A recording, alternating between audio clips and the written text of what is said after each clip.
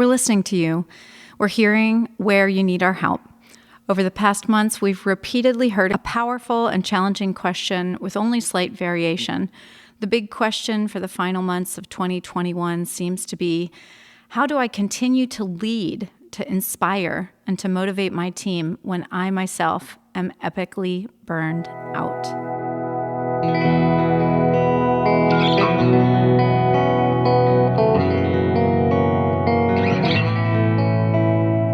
Welcome to The Behaviorist with Work Wisdom, where we help you adopt high-performance mindsets, behaviors, communication, and culture. I'm your host, Kedren Crosby. Our intention for the Behaviorist podcast is to share accessible, concrete practices that you can weave into your whole life to begin a shift toward joy and meaningful achievement. Today, we're focusing on burnout. We will talk about what it is, what it's not, the fact that it's not a deficiency in self-care for the individual, but rather is a system-wide concern of the whole organization. And we will do our very best to share some tips for how you as a leader continue to lead when you are feeling exhausted, hopeless, and ineffective. I feel extremely lucky to have Dr. Carmella Tress from the Work Wisdom team here today to discuss this complex and important topic with me.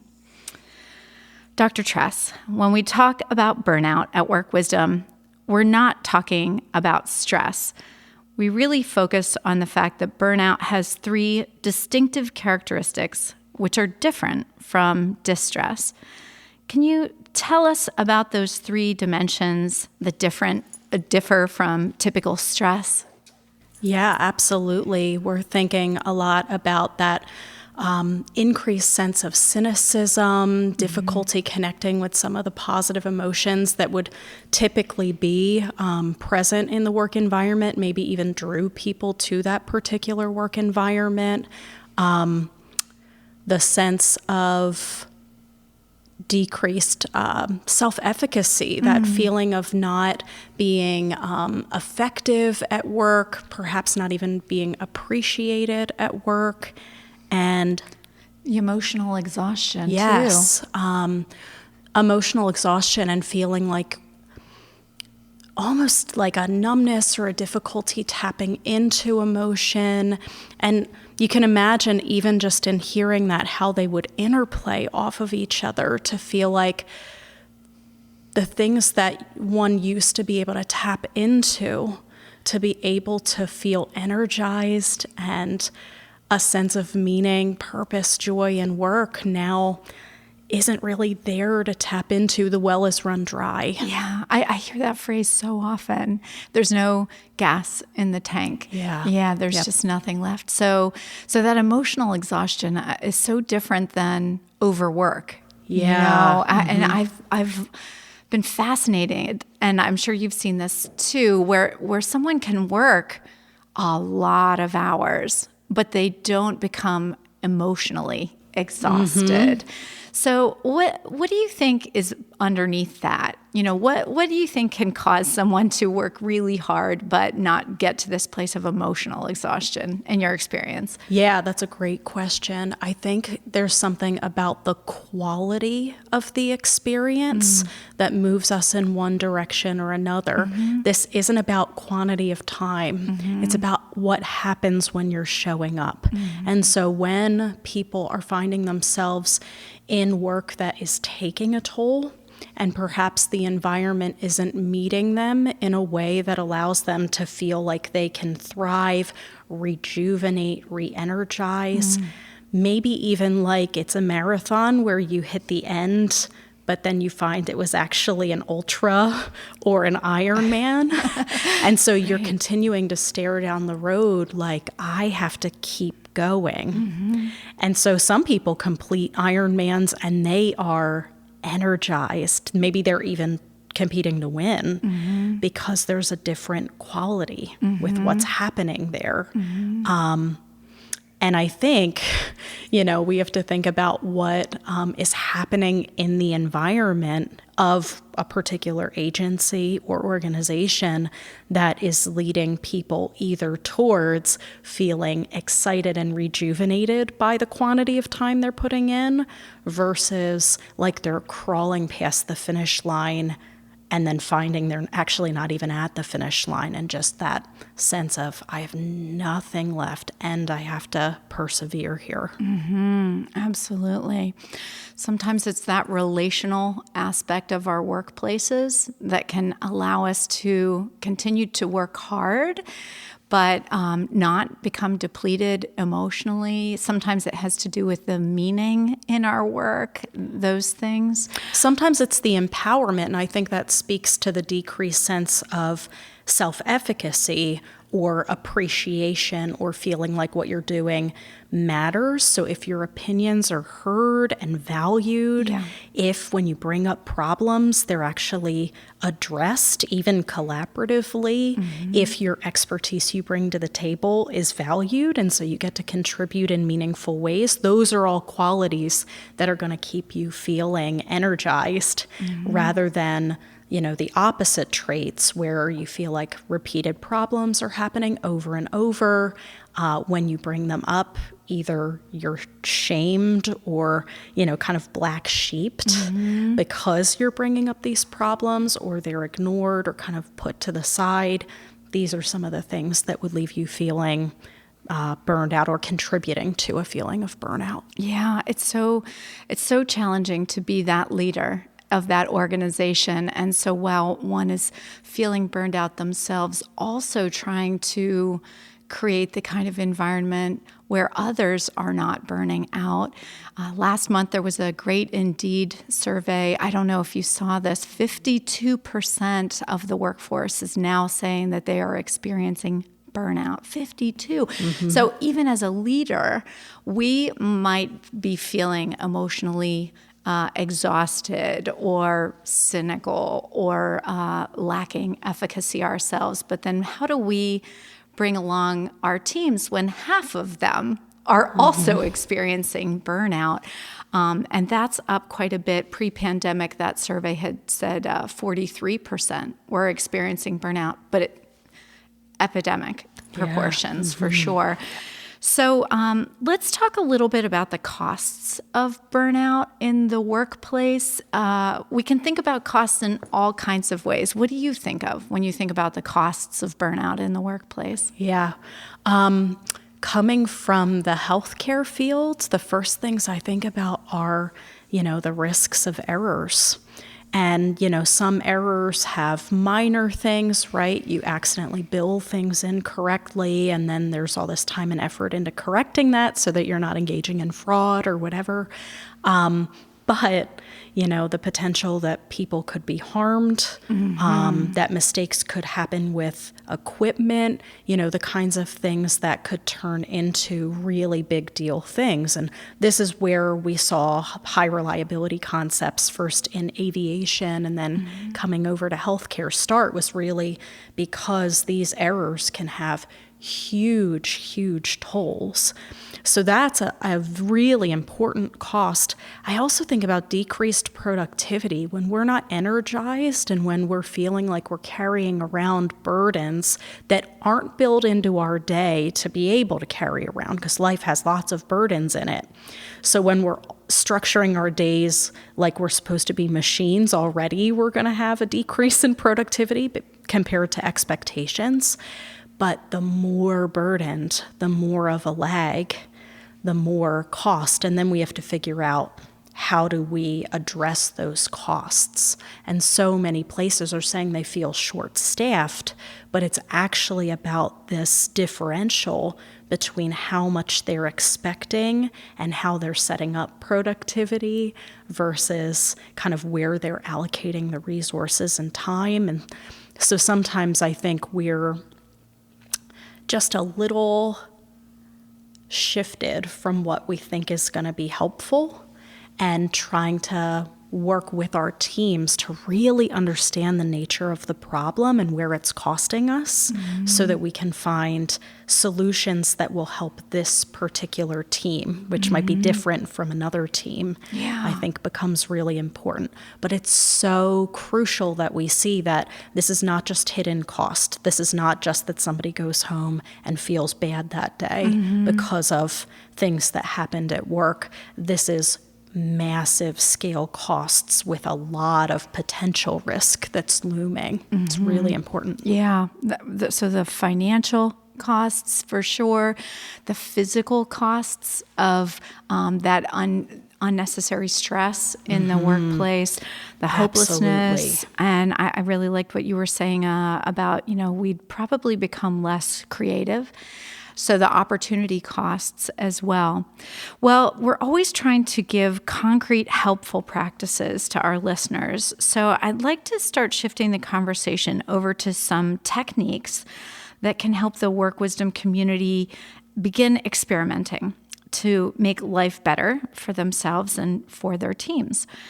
So when we think about burnout and our ability to function for ourselves, and even to lead and motivate others, we might be wise to think about the application of emotional intelligence to support coping abilities for ourselves and then weave them into our team cultures. One article that we really love at Work Wisdom is the Candy Wiens and Annie McKee 2016 article entitled Why Some People Get Burned Out and Others Don't. So what they did was they studied 35 chief medical officers at large hospitals around the country. What they found was 69% of those CMOs were experiencing huge amounts of stress, yet the majority of them were not burned out, using the Maslick burnout inventory. Then they studied why those who did not burn out were able to stay engaged, even flourishing. There were 5 skills that were particularly helpful. And I'm wondering if leaders think through the application of these, not just for themselves, but for their organizational cultures, if we might begin successfully addressing burnout at the systems level. So I wanted to talk about these a little bit with Dr. Tress. The first technique Candy and Annie describe is don't be the source of your own stress. Such wise words, right? Yeah. So what do you think this means? And let's think a little bit about how we as leaders can apply this to prevent the emotional exhaustion, the cynicism, the lack of self-confidence associated with true burnout. What do you think? Don't be the source of your own stress. I love it so much. I think I've seen it in a few different ways manifest in organizations. One is that tremendous pressure that leaders have to be able to get things done. And when the way we translate that pressure is by taking everything on ourselves, perhaps buying into stories that if we delegate, those things aren't going to be handled well, which should potentially could prompt us to consider, how are we trusting our team? And if there are problems on the team, what are we going to do to try to address that? Can we train them up? Is it time for some people to move on? But I think one of the ways that we can just contribute to our own sense of being spread too thin is by retaining too much and keep buying into that story that we have to be the one that's doing all of this. I've heard so many leaders say, I can't take that day off because nobody can do X if I'm not there. And to me, that's such a huge red flag because it's so unrealistic to say I can never be sick. I can never have something happen where I am not at this workplace. And to me, that points right to an infrastructure problem, a team problem. Yeah. If you can't delegate, we have to start asking why. Is this that I'm struggling to let go of some control? That could point us in one direction of things that could be helpful. Is it that I'm having problems with my team, right? So really getting into the nature of the problem there. And I think other things that can drive that taking on too much are the stories that we tell ourselves about what makes us good and successful, and feeling like we're buying into perfectionism and some of those other things that sometimes can have us pushing ourselves so hard that we're not counterbalanced. And I think that shifts into another one, which is being out of balance with work and life, not really recognizing. And I know that because work and our other aspects of personal life are so intertwined because we're one human being, there's no such thing as a distinction, right? Right. But being able to pursue a balance where who we are as friends and partners and employers and employees, colleagues, we can start to think, how is the one refreshing the other? And if I'm feeling out of touch with, not refreshed, is it because I need more things in another domain? And that could go either way. It could be that I think I experienced this when I was on maternity leave. Actually, this story is coming to mind of how I longed to be back with my coworkers. I just couldn't wait for some of the projects that we were excited about, because being with my baby, I felt like I was lacking some of the things that energized me professionally. Yeah. And so this can happen in any direction, but when we're feeling that kind of out of touch feeling, it's such an opportunity for us to get curious with ourselves and be able to say, am I getting in my own way here? Is my body or heart or mind telling me something that I can be curious about and then move on? Yeah, fantastic. This idea of don't be the source of your own stress, we can talk about for a long time. Yeah. We can investigate. We can maybe even heal if we really fully understand that. In that same article, there were 4 other practices that had worked for those chief medical officers who didn't burn out. So the second one was recognizing their own limitations. Huge. So huge. And I love that one so much because sometimes we think that being a good leader means being kind of the demigod knower of all things. Yeah. And it's so amazing. I really believe that the more expertise someone builds, the more they know what they don't know and can defer. But does that lift burdens of pressure? Yeah. I love that so much. Yeah, that recognizing our own limitations. We're probably going to need to return to that one in a few minutes. The mindfulness practices that they talked about to manage their anxiety. So they talked a little bit about physical mindfulness and box breathing and those kinds of things. They also talk in this article about these CMOs were able to figure out how to reevaluate their perspective of the situations, understanding what was distress, but what was actually eustress, and how to move in the direction of what was life-giving and away from what was life-draining. And then also learning how to de-escalate conflicts by putting themselves in the other's shoes. So these 5 tips are concrete. We can think about them for ourselves. We can think about them for our teams that we're leading. Is there anything else that really resonates with you when you think about those additional 4 tips around recognizing limitations, mindfulness practices, reevaluating perspective of situations, or de-escalating conflicts? I mean, every one of them is so important, right? I've been a real fan of Adam Grant's Think Again book. And, it's just so wonderful to think of what it's like when, rather than encountering information that's contra to our own and making all of the cognitive errors around doubling down and reconvincing ourselves, when we can bring curiosity instead and purposely adopt other perspectives, it can be very freeing, though uncomfortable. And so if we're willing to put that mindful work into tolerating that discomfort, we can discover so much.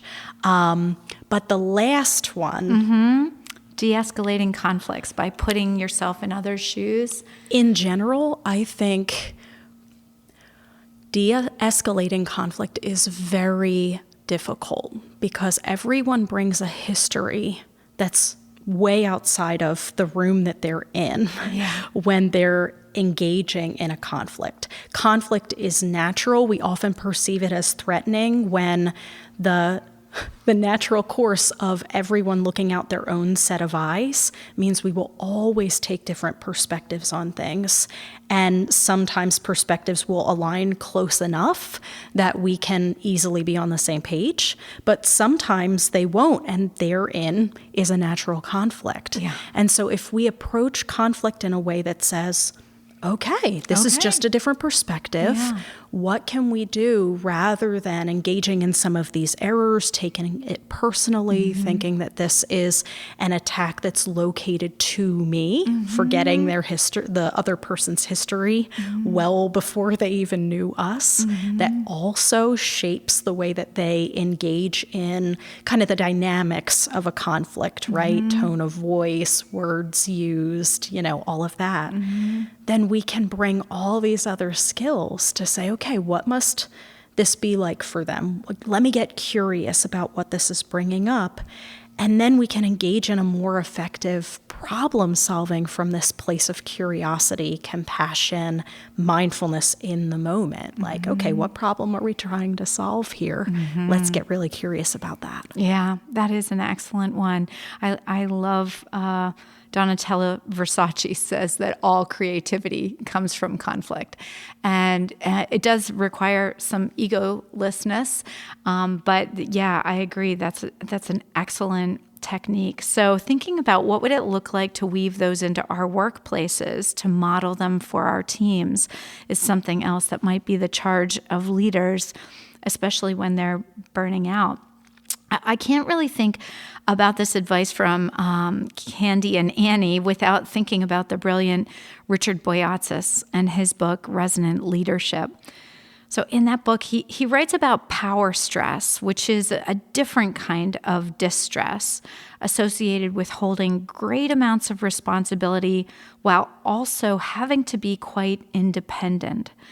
In order to continue to be emotionally contagious in healthy, resonant ways, Boyatzis says that the leader must engage in what he calls the renewal cycle.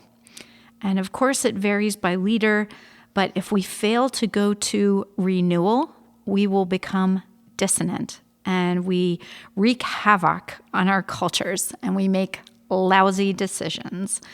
So the renewal cycle is about intentionally engaging in 3 core elements. The first is mindfulness. The second is engaging in hope. And the third is engaging in compassion for both oneself and for one another. So, Carm, what are your thoughts about the renewal cycle and resonance? Have you seen it? Have you seen dissonance? What does it look like to you? What do you like about it? Oh, for sure. I've definitely seen both sides. Yeah. And I love those 3 components so much. I think, one, they're very adoptable and they give us such a great perspective of things tangibly that we can do. We think of mindfulness sometimes through the lens of meditation, but I think in many of these cases, when we're talking about mindfulness, it's also slowing down to show up to the moment and really start to observe what we're experiencing in our bodies, what stories our minds are telling us, what things are happening that maybe point us towards a problem to solve, something to do, rather than noticing if we're in the future anticipating all the things that could go terribly wrong, or in the past remembering prior times that are not now of things that have gone wrong, that can kick up so much anxiety and stress because we're not living in this moment with these people, with this particular situation. But I want to speak to that hope piece again for a second. This is where my clinical psychology hat comes on, and I think about how we spend so much time trying to cultivate hope. And I remember when I was training to become a therapist, at times I found myself saying, like, But if situations are bleak, like how? How do you cultivate hope? Yeah. And so often just knowing that there is something that can be done, even if it's going to take a long time, that there's a small step we can take to move towards this valuable, important, meaningful future can help us to tap into hope. If it's all doom and gloom and despair and nothing but, ongoing corruption and oppression, of course, we're not going to be able to move towards change and protect from burnout and start feeling like we can tap into energy and all of these beautiful things. And so I think the role that hope plays, even for leaders who are finding themselves in quite a lot of binds at the same time, right? So many constraints that can pull different things to please at one time, to be able to say in this moment, with so much compassion for myself for how difficult this is, so much compassion for my organization, for the kind of layers and ripple effect of this, are there things that we can do that continue to move us towards the things that actually matter here? Yeah. Hope is so important. I think when Heidi Grant, she had a recent article out about our brains were not meant for this much uncertainty, and she talks about realistic optimism. So as leaders right now, we need to instill hope, but with this realistic optimism that, we are going to get to the other side. Not without a lot of work, not without some failure, not without lots of iteration. Unrealistic expectations erode hope. Yeah. Because then we experience more disappointment than we typically would. Yeah. And so disappointment, when it starts to kind of accumulate, can leave us feeling like realistic hope isn't real, right? So we start to engage in some of these anticipatory errors because of that. So I love that you're pointing that out, being rooted in facts versus delusional optimism that ignores some of the things that are actually constraining us.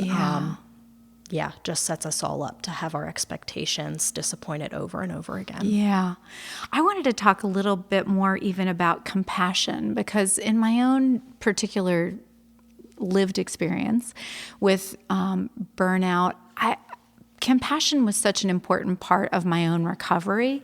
And I think maybe the word isn't strong enough. I think it has to be love or it's more than self-care. It's this question of what would I do if I valued myself? And that is a question that a lot of the leaders that I work with hold, and then they change their behavior once they've answered that. What would I do if I valued myself?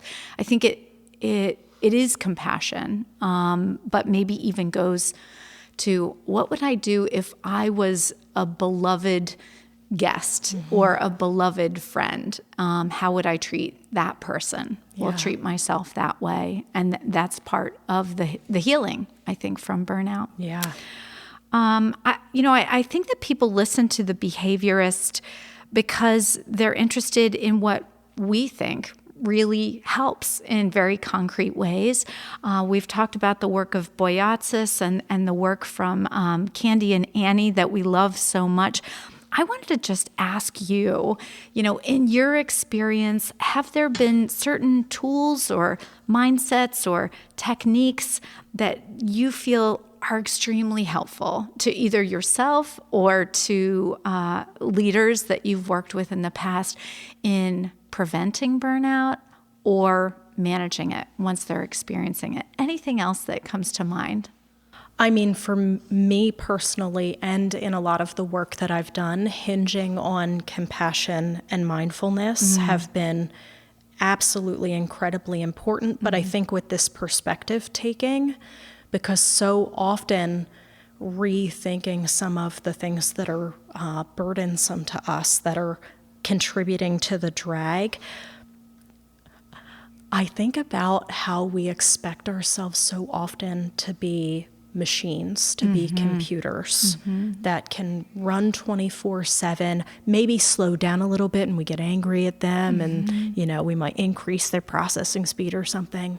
And so often in this kind of industrialized society, we expect ourselves to operate like machines. And just, I think it is a compassionate stance, but realizing like, oh, I'm not a machine. I'm not actually a superhero or a demigod. Like, I don't get to be like that. So what I need is different. Yeah.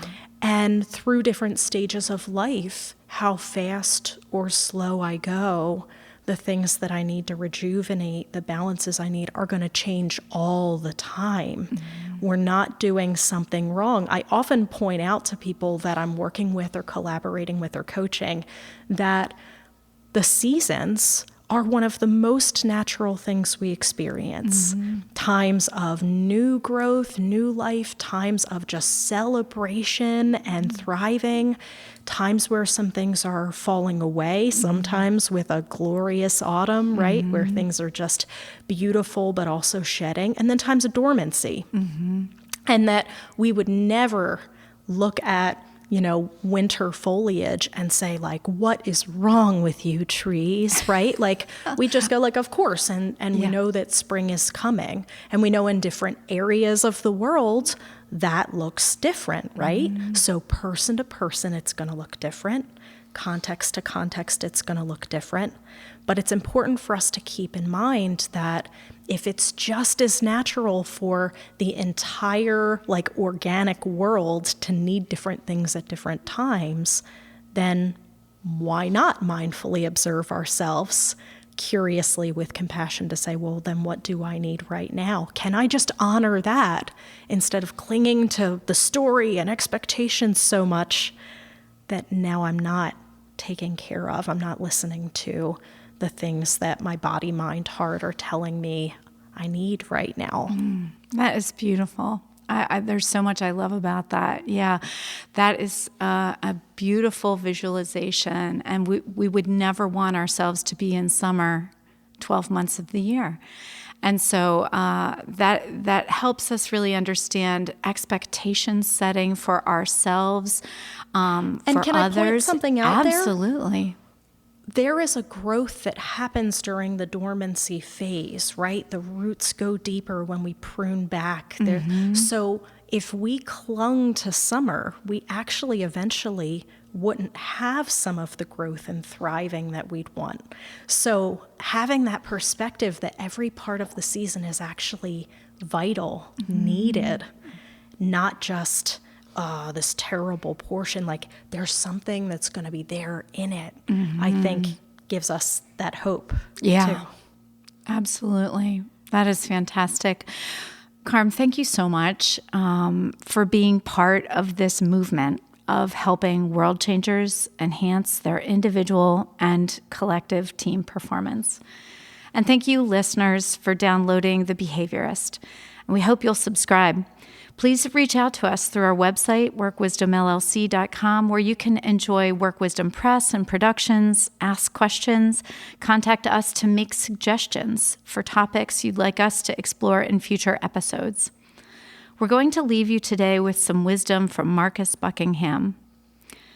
Many of us feel stress and get overwhelmed, not because we're taking on too much, but because we're taking on too little of what really strengthens us.